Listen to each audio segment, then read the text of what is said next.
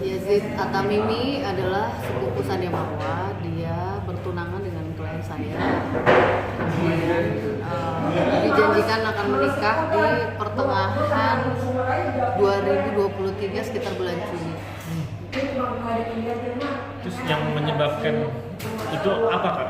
Keretakan tidak jadi menikah atau Yang ada? menyebabkan tidak jadi menikah adalah karena dia berniat jahat di situ, berniat untuk membohongi, memberi angin surga supaya mendapatkan sesuatu yang diinginkan. Emang sebelumnya ini gimana Kak? Apa ada hubungan tunangan, pacaran atau apa gitu? Oh iya, awalnya tuh bertunangan antar dua keluarga Sadia Marwa, keluarga dari klien saya, sama-sama orang Arab gitu loh.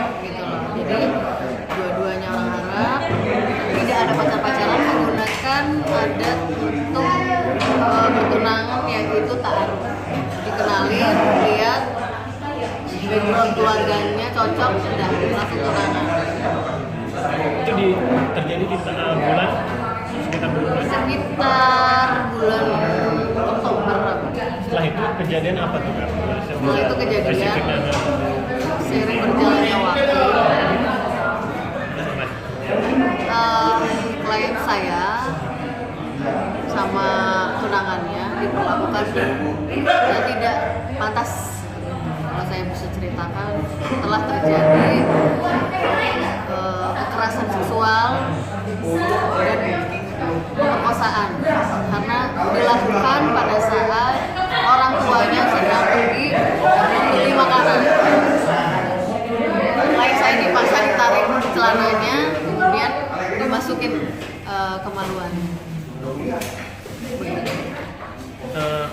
Pasal apa yang dikenakan? Pidana dengan pidana penjara paling sedikit 3 tahun dan paling lama 12 tahun serta denda paling banyak 300 juta rupiah dan denda paling banyak 3 miliar rupiah.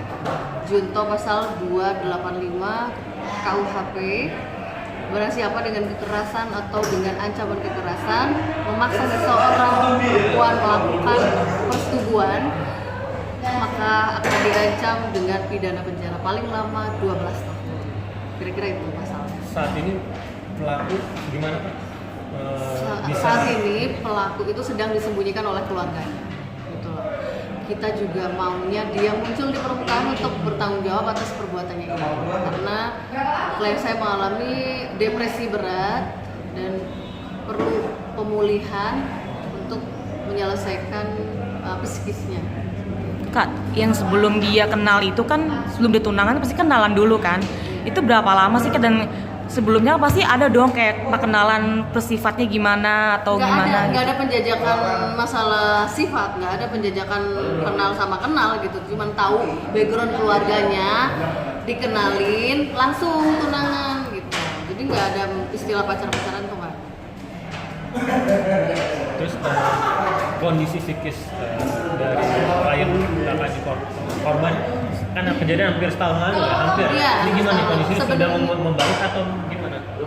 Psikisnya itu kemarin di PPA juga dijadwalkan untuk supaya bolak-balik ke dokter psikis supaya penyembuhan dari dalam, karena memang pasca kejadian ketemu orang itu kan dia masih takut gitu, masih takut dalam artian trauma, malu gitu ya. Namanya kejadian ini sangat terpukul sekali karena dia harapannya mau nikah kan, ternyata nggak, gagal dinikahin gitu loh. Kak, kan tadi kakak sempat bilang sebenarnya ini nggak mau diekspos, tapi mau dikata ini permintaan dari korban, dari klien kakak atau dari keluarga atau gimana sebenarnya? Jadi begini, tidak mau. Klien saya pun awalnya tidak mau untuk ini menjadi konsumsi publik, itu tidak mau sebenarnya, karena apa, ini adalah sesuatu hal yang tidak pantas untuk ditayangkan seperti itu. Karena apa? Karena bersifat sensitif.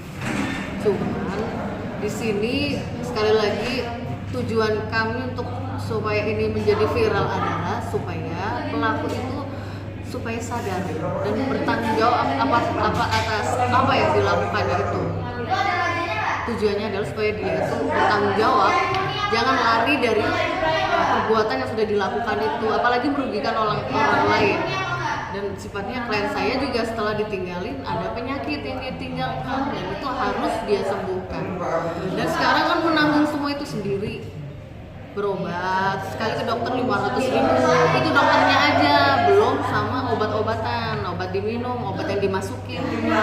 Jadi untuk pemulihan itu sendiri butuh biaya banyak dan sudah menghabiskan puluhan juta rupiah gitu.